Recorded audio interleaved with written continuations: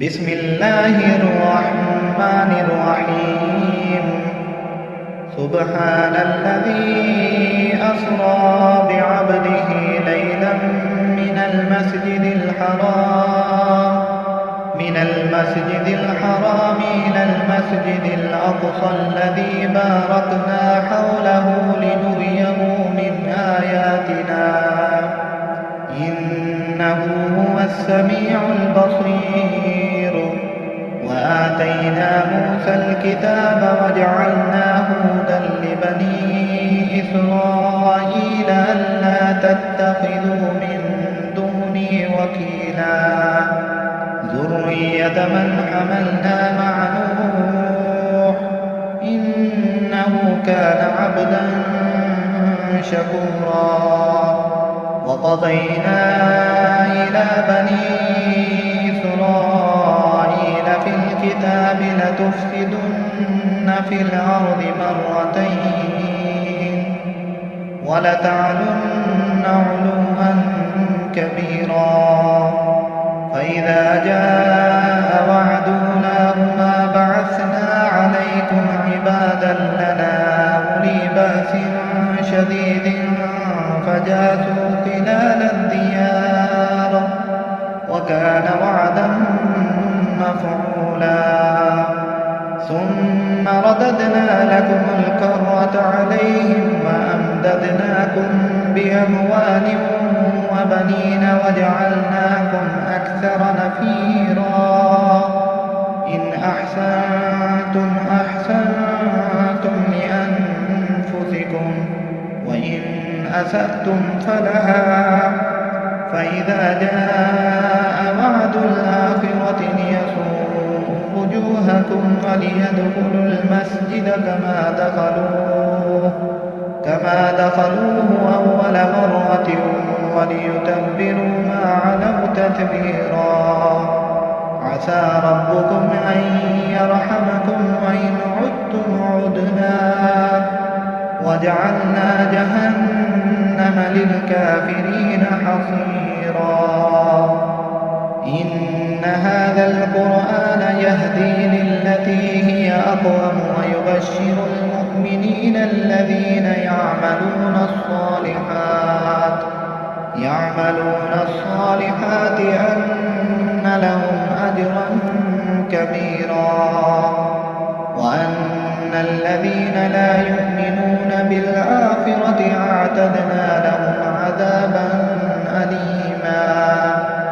ويدعو الإنسان بالشر دعاءه بالخير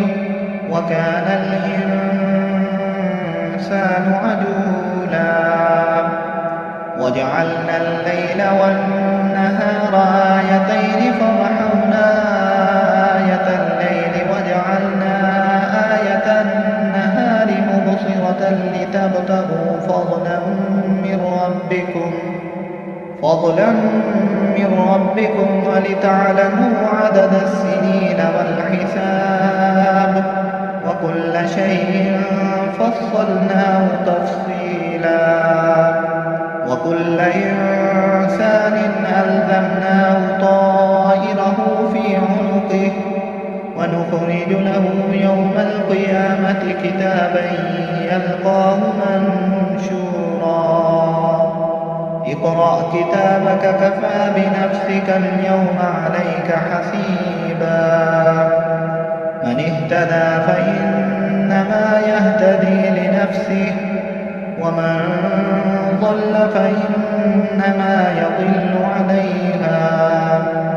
ولا تذر وازرة وزر أخرى وما كنا معذبين حتى نبعث رسولا. وإذا أردنا أن نهلك قرية أمرنا مترفيها ففسقوا فيها فحق عليها القول فدمرناها تدميرا. وكم أهلكنا من القرون من بعد نوح وكفى بربك بذنوب عباده خبيرا بصيرا.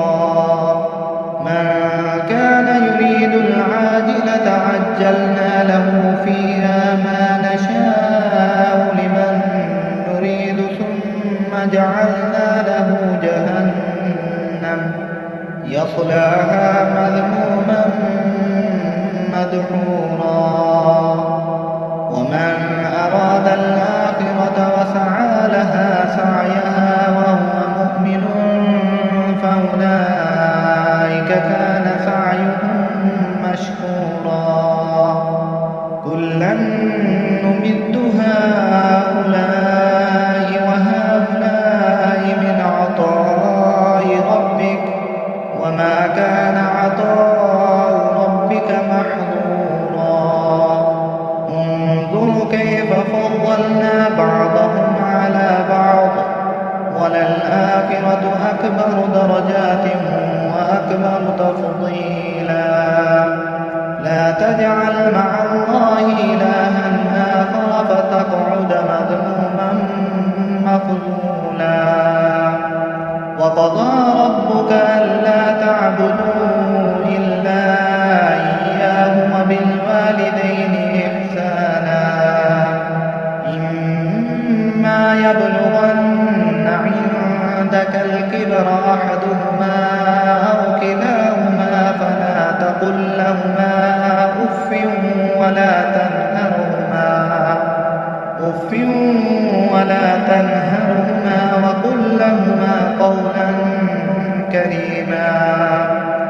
واخفض لهما جناح الذل من الرحمة وقل رب ارحمهما كما ربياني صغيرا ربكم أعلم بما في نفوسكم إن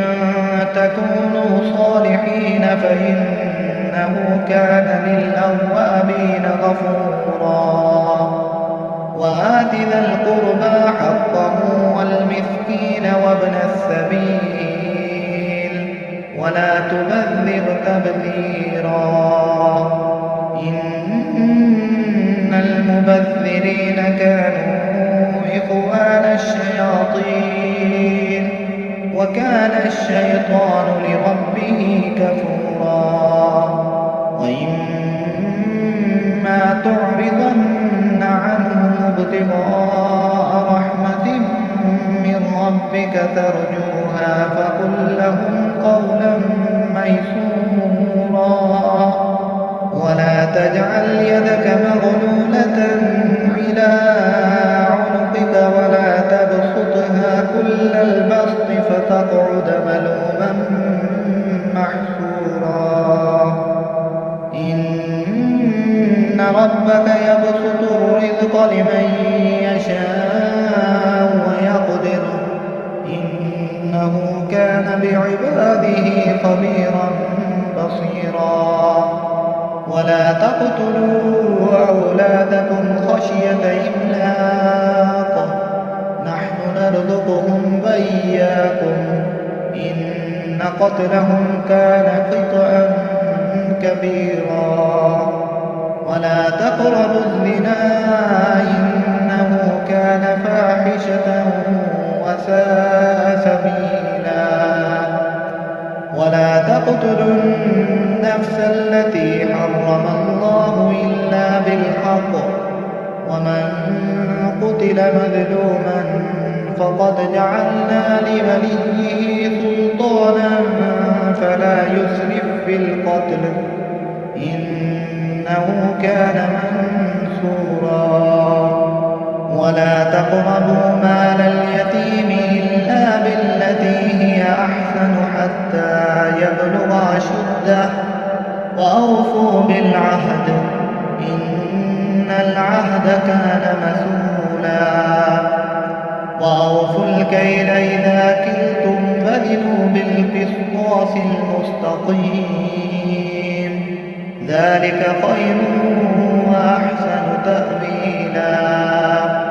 ولا تقف ما ليس لك به علم إن السمع والبصر والفؤاد كل أولئك كان عنه مسؤولا ولا تمش في الأرض مرحا إنك لن تخرق الأرض ولن تبلغ الجبال طولا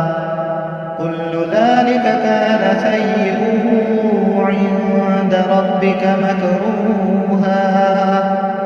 ذلك مما أوحى إليك ربك من الحكمة ولا تجعل مع الله إلها آخر فتلقى في جهنم ملوما مدحورا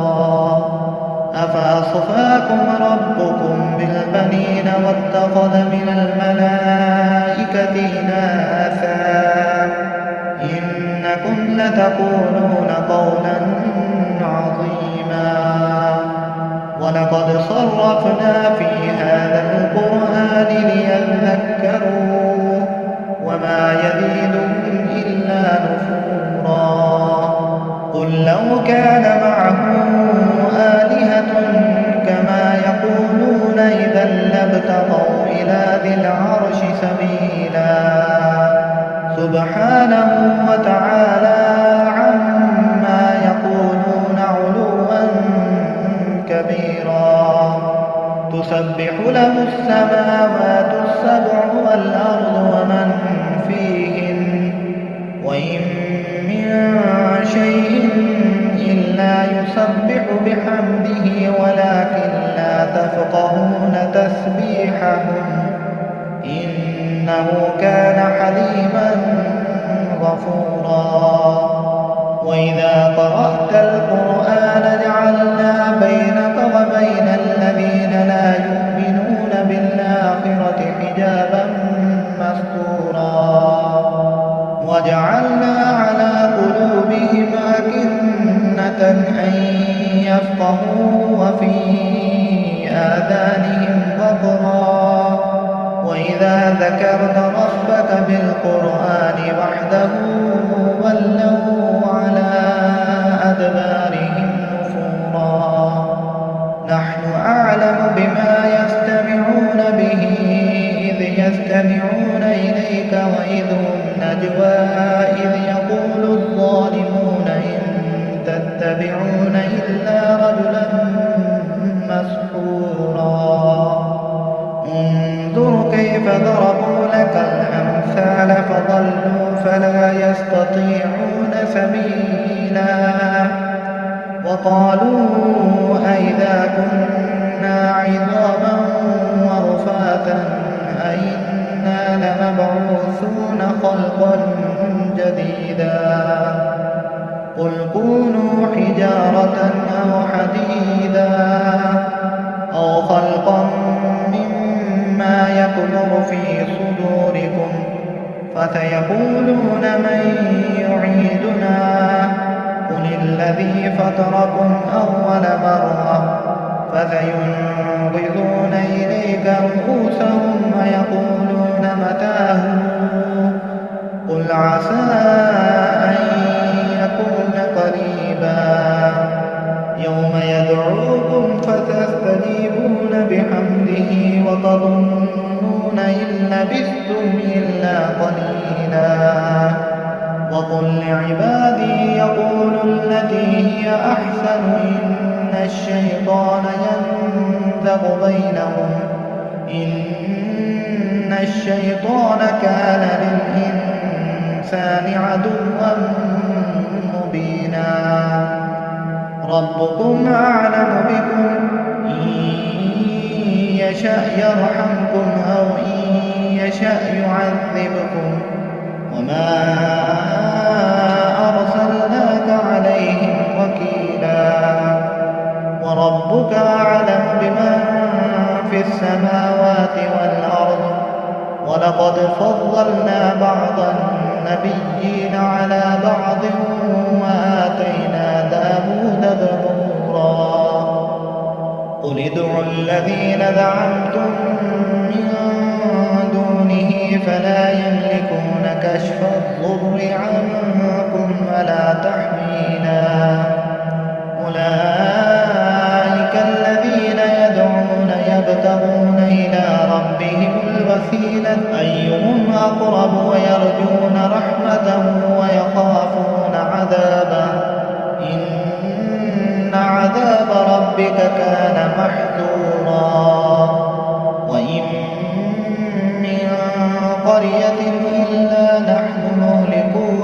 قبل يوم القيامة أو معذبوها عذابا شديدا كان ذلك في الكتاب مسطورا وما منعنا أن نرسل بالآيات إلا أن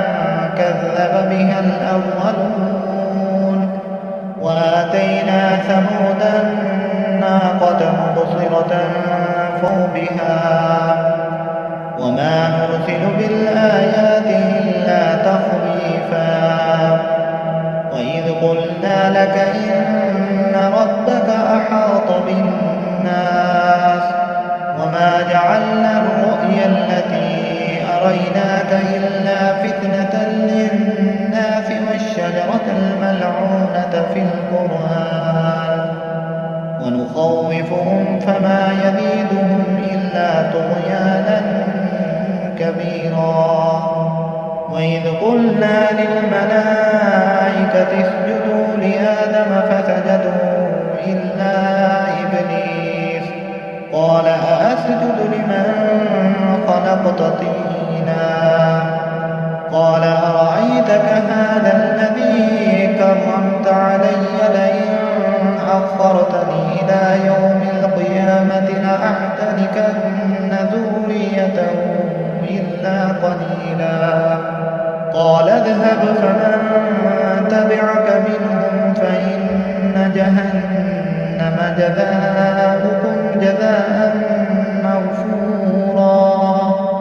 واستفزز من استطعت منهم بصوتك وأجلب عليهم بخيلك ورجلك وشاركهم في الأموال والأولاد وعدهم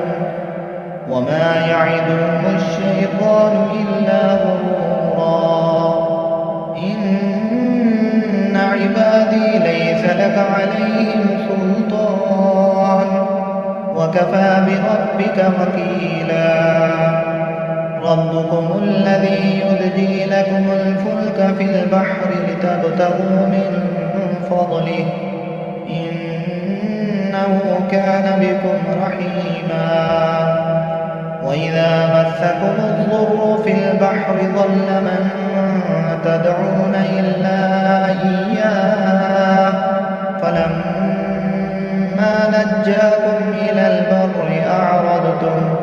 وكان الإنسان كفورا أفأمنتم أن يخسف بكم جانب البر أو يرسل عليكم حاصبا ثم لا تجد لكم وكيلا أم أمنتم أن يعيدكم فيه تارة أخرى فيرسل عليكم قاصفا من الريح فيغرقكم بما كفرتم ثم لا تجد لكم علينا به تبيعا ولقد كرمنا بني آدم وحملناهم في البر والبحر ورزقناهم من الطيبات وفضلناهم على كثير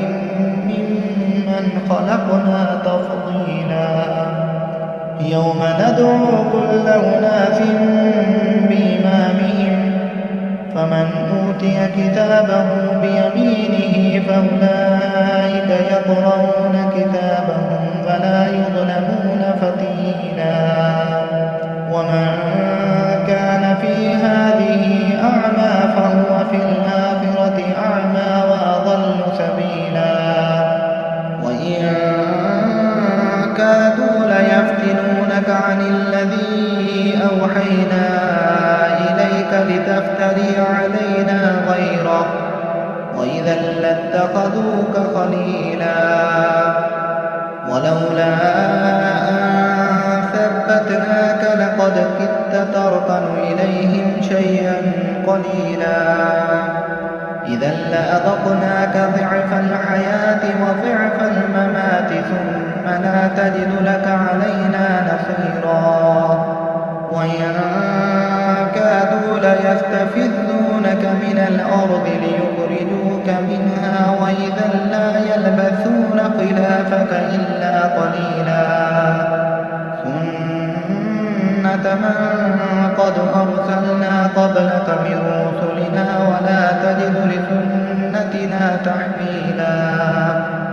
أقم الصلاة لدلوك الشمس إلى غسق الليل وقرآن الفجر إن قرآن الفجر كان مشهودا ومن الليل فتهجد به نافلة لك عسى أن يبعثك ربك مقاما محمودا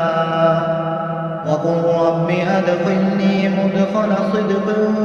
وأخرجني مخرج صدق واجعل لي من لدنك سلطانا نصيرا وقل جاء الحق وزهق الباطل إن الباطل كان زهوقا وننزل من القرآن ما هو شفاء ورحمة للمؤمنين ولا يزيد الظالمين إلا خسارا وإذا أنعمنا على الإنسان أعرض ونأى بجانبه وإذا مسه الشر كان يئوسا قل كل يعمل على شاكلته فربكم أعلم بمن هو أهدى سبيلا ويسألونك عن الروح قل الروح من أمر ربي وما أوتيتم من العلم إلا قليلا ولئن شئنا لنذهبن بالذي أوحينا إليك ثم لا تجد لك به علينا وكيلا إلا رحمة من ربك إن فضله كان عليك كبيرا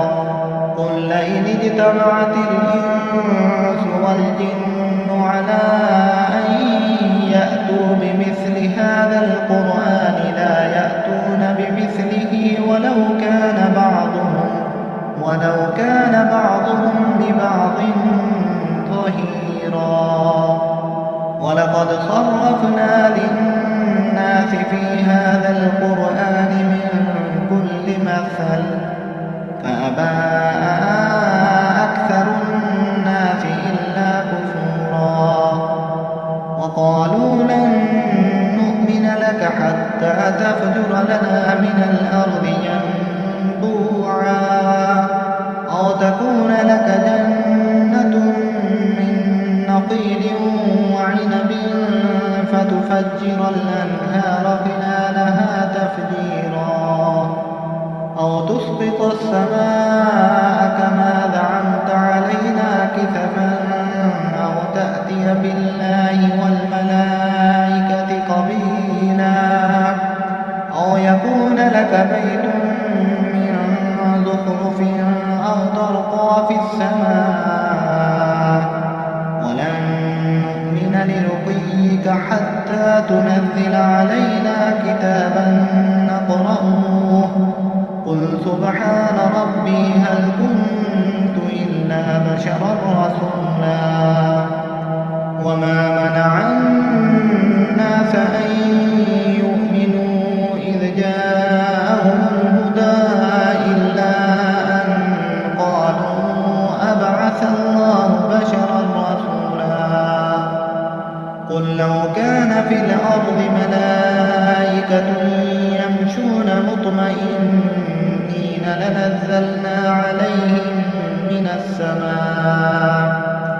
لنزلنا عليهم من السماء ملكا رسولا قل كفى بالله شهيدا بيني وبينكم إنه كان بعباده خبيرا بصيرا ومن يهد الله فهو المهتد ومن يضلل فلن تجد لهم أولياء من دونه ونحشرهم يوم القيامة على وجوههم عميا وبكما وصما مأواهم جهنم كلما خبت زدناهم سعيرا ذلك جزاؤهم بأنهم كفروا بآياتنا وقالوا أئذا كنا عظاما ورفاتا أئنا لمبعوثون خلقا جديدا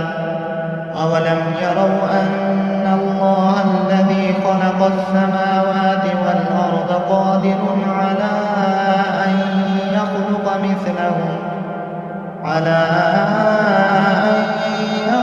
مثلهم وجعل لهم أجلا لا ريب فيه فأبى الظالمون إلا كفورا قل لو أنتم تملكون خزائن رحمة ربي إذا لأمسكتم خشية الإنفاق وكان الإنسان قتورا ولقد آتينا موسى 9 آيات بينات فاسأل بني إسرائيل إذ جاءهم فقال له فرعون إني لأظنك يا موسى مسحورا قال لقد علمت ما أنزل هؤلاء إلا رب السماوات والأرض بصائر وإني لأظنك يا فرعون مثبورا فأراد أن يستفزهم من الأرض فأغرقناه ومن معه جميعا وقلنا من بعده لبني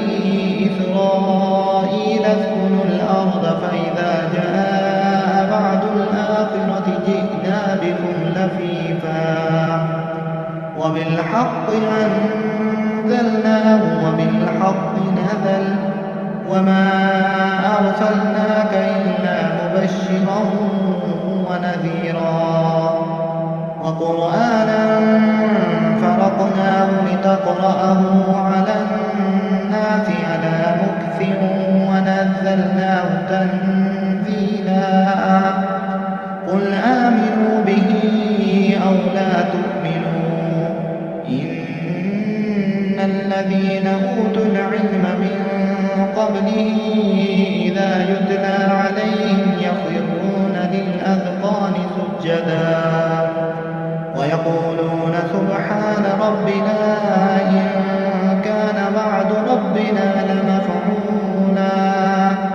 ويخرون للأذقان يبكون ويزيدهم خشوعا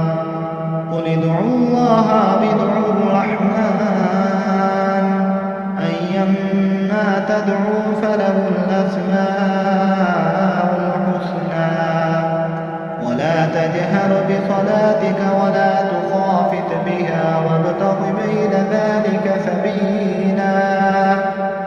وقل الحمد لله الذي لم يتخذ ولدا ولم يكن له شريك في الملك ولم يكن له ولي من الذل وكبره تكبيرا بسم الله الرحمن الرحيم الحمد لله الذي أنزل على عبده الكتاب ولم يجعل له عوجا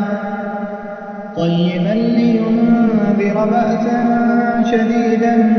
من لدنه ويبشر المؤمنين الذين يعملون الصالحات أن لهم أجرا حسنا ماكثين فيه أبدا وينذر الذين قالوا اتخذ الله ولدا ما لهم به من علم ولا لآبائهم كبرت كلمة تخرج من أفواههم إن يقولون إلا كذبا فلعلك باقع نفسك على آثارهم إن لم يؤمنوا بهذا الحديث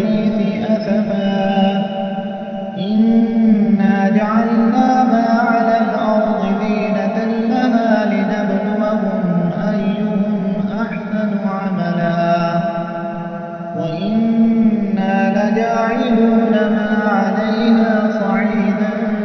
جردا أم حسبت أن أصحاب الكهف والرقيم كانوا من آياتنا عجبا إذ أوى الفتية إلى الكهف فقالوا ربنا آتنا من لدنك رحمة وهيئ لنا من أمرنا رشدا فضربنا على آذانهم في الكهف سنين عددا ثم بعثناهم لنعلم أي الحزبين أحصى لما لبثوا أمدا نحن نقص عليك نبأهم بالحق إنهم فتية آمنوا بربهم وزدناهم هدى وربطنا على قلوبهم إذ قاموا فقالوا ربنا رب السماوات والأرض لن ندعو من دونه إلها لقد قلنا إذا شططا هؤلاء قوم اتخذوا من دونه آلهة لولا يأتون عليهم بسلطان بين فمن أظلم ممن افترى على الله كذبا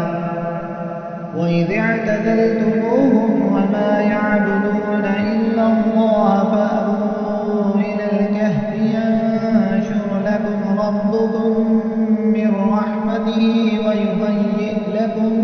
من أمركم مرفقا وترى الشمس إذا طلعت تزاور عن كهفهم ذات اليمين وإذا غابت تقرضهم ذات الشمال وهم في فجوة منه ذلك من آيات الله من يهد الله فهو المهتد ومن يضلل فلن تجد له وليا مرشدا وتحسبهم أيقاظا وهم رقود ونقلبهم ذات اليمين وذات الشمال وكلبهم باسط ذراعيه بالوصيد لو اطلعت عليهم لوليت منهم فرارا ولملئت منهم رعبا وكذلك بعثناهم ليتساءلوا بينهم قال قائل منهم كم لبثتم قالوا لبثنا يوما أو بعض يوم قالوا ربكم أعلم بما لبثتم فابعثوا أحدكم بورقكم هذه إلى المدينة فلينظر أيها أزكى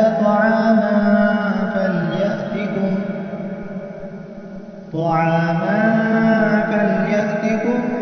برزق منه وليتلطف ولا يشعرن بكم أحدا إنهم إن يظهروا عليكم يرجموكم أو يعيدوكم في ملتهم ولن تفلحوا إذا أبدا وكذلك أعثرنا عليهم ليعلموا أن وعد الله حق وأن الساعة لا ريب فيها إذ يتنازعون بينهم أمرهم فقالوا ابنوا عليهم بنيانا ربهم أعلم بهم قال الذين غلبوا على أمرهم لنتخذن عليهم مسجدا فيقولون ثلاثة رابعهم كلبهم ويقولون خمسة سادسهم قلبهم رجما بالغيب ويقولون سبعة ربي أعلم بعدتهم ما يعلمهم إلا قليل فلا تمار فيهم إلا مراء ظاهرا ولا تستفت فيهم منهم أحدا فلا تقولن لشيء إني فاعل ذلك غدا إلا أن يشاء الله واذكر ربك إذا نسيت وقل عسى أن يهديني ربي لأقرب من هذا رشدا ولبثوا في كهفهم 300 سنين وازدادوا 9 قل الله أعلم بما لبثوا له غيب السماوات والأرض أبصر به وأسمع ما لهم من دونه من ولي ولا يشرك في حكمه أحدا واتل ما أوحي إليك من كتاب ربك لا مبدل لكلماته ولن تجد من دونه ملتحدا واصبر نفسك مع الذين يدعون ربهم بالغداة والعشي يريدون وجهه ولا تعد عيناك عنهم تريد زينة الحياة الدنيا ولا تطع من أغفلنا قلبه عن ذكرنا واتبع هواه وكان أمره فرطا وقل الحق من ربكم فمن شاء فليؤمن ومن شاء فليكفر إنا أعتدنا للظالمين نارا أحاط بهم سرادقها وإن يستغيثوا يغاثوا بماء كالمهل يشوي الوجوه بئس الشراب وساءت مرتفقا إن الذين آمنوا وعملوا الصالحات إنا لا نضيع أجر من أحسن عملا أولئك لهم جنات عدن تجري من تحتهم الأنهار يحلون فيها من أساور من ذهب ويلبسون ثيابا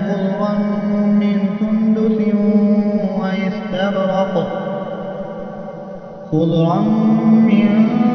سندس واستبرق متكئين فيها على الأرائك نعم الثواب وحسنت مرتفقا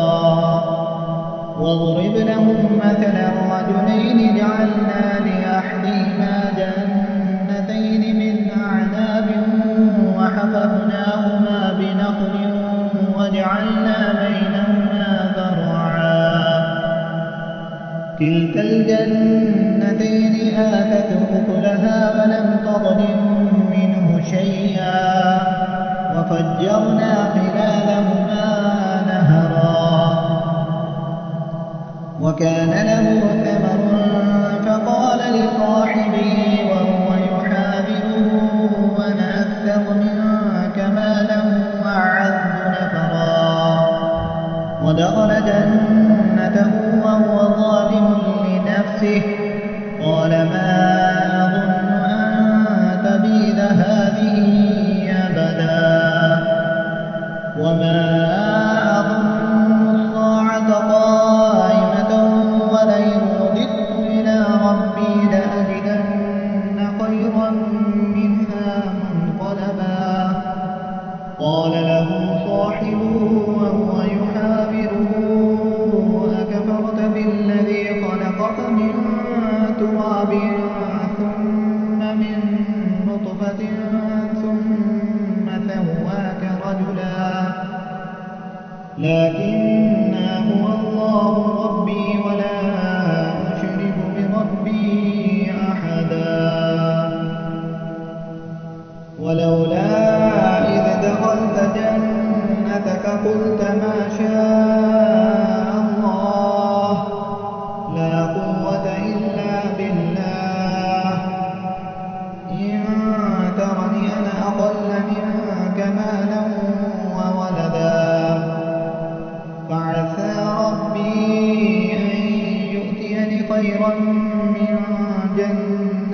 يرسل عليها حسبانا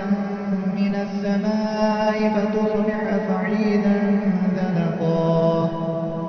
أو يصبح ماؤها غورا فلن تستطيع له طلبا وأحيط بثمره فأصبح يقلب كفيه على ما أنفق فيها وهي خاوية على عروشها ويقول يا ليتني لم أشرك بربي أحدا ولم تكن له فئة ينصرونه من دون الله وما كان منتصرا هنالك الولاية لله الحق هو خير ثوابا وخير عقبا واضرب لهم مثل الحياة الدنيا كماء أنزلناه من السماء فاختلط به نبات الأرض فأصبح هشيما تذروه الرياح وكان الله على كل شيء مقتدرا المال والبنون زينة الحياة الدنيا والباقيات الصالحات خير عند ربك ثوابا وخير أملا ويوم نسير الجبال وترى الأرض بارزة وحشرناهم فلم نغادر منهم أحدا وعرضوا على ربك صفا لقد جئتمونا كما خلقناكم أول مرة بل زعمتم أن لن نجعل لكم موعدا ووضع الكتاب فترى المجرمين مشفقين مما فيه ويقولون يا ويلتنا ما لهذا الكتاب لا يغادر صغيرة ولا كبيرة إلا أحصاها ووجدوا ما عملوا حاضرا ولا يظلم ربك أحدا وإذ قلنا للملائكة اسجدوا لآدم فسجدوا إلا إبليس كان من الجن ففسق عن أمر ربه أفتتخذونه وذريته أولياء من دوني وهم لكم عدو بئس للظالمين بدلا ما أشهدتهم خلق السماوات والأرض ولا خلق أنفسهم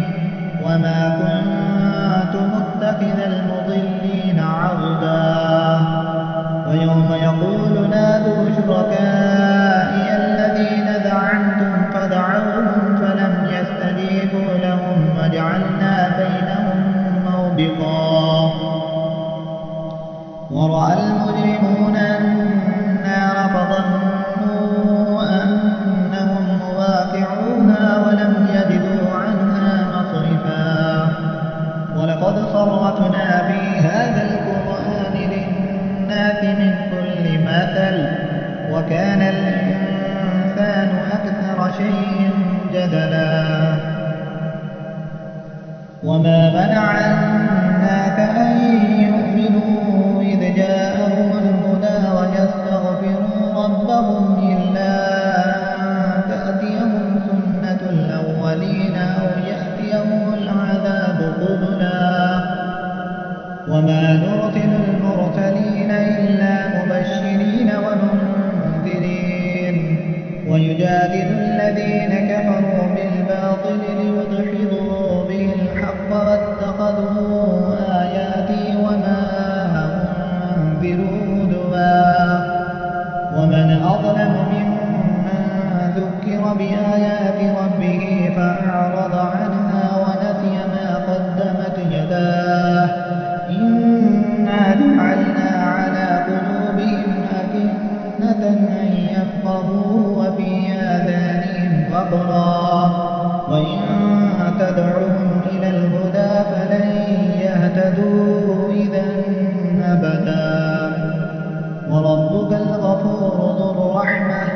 لو يؤاخذهم بما كسبوا لعجل لهم العذاب بل لهم موعد لن يجدوا من دونه موئلا وتلك القرى أهلكناهم لما ظلموا وجعلنا لمهلكهم موعدا وإذ قال موسى لفتاه لا أبرح حتى أبلغ مجمع البحرين أو أمضي حقبا فلما بلغا مجمع بينهما نسيا حوتهما فاتخذ سبيله في البحر سربا فلما جاوز قال لفتاه آتنا غداءنا لقد لقينا من سفرنا هذا نصبا قال أرأيت إذا وينا إلى الصخرة فإني نسيت الحوت وما أنسانيه إلا الشيطان أن أذكره واتخذ سبيله في البحر عجبا قال ذلك ما كنا نبغي فارتد على آثارهما قصصا فوجد عبدا من عبادنا آتيناه رحمة من عندنا وعلمناه من لدنا علما قال له موسى هل أتبعك على أن تعلمني مما علمت رشدا قال إنك لن تستطيع معي صبرا وكيف تصبر على ما لم تحط به خبرا قال ستجدني إن شاء الله صابرا ولا أعصي لك أمرا قال فإن اتبعتني فلا تسألني عن شيء حتى أحدث لك منه ذكرا فانطلقا حتى إذا ركبا في السفينة خرقها قال أخرقتها لتغرق أهلها لقد جئت شيئا إمرا قال ألم أقل إنك لن تستطيع معي صبرا قال لا تؤاخذني بما نسيت ولا ترهقني من أمري عسرا فانطلقا حتى إذا لقيا غلاما فقتله قال أقتلت نفسا ذكية بغير نفس لقد جئت شيئا نكرا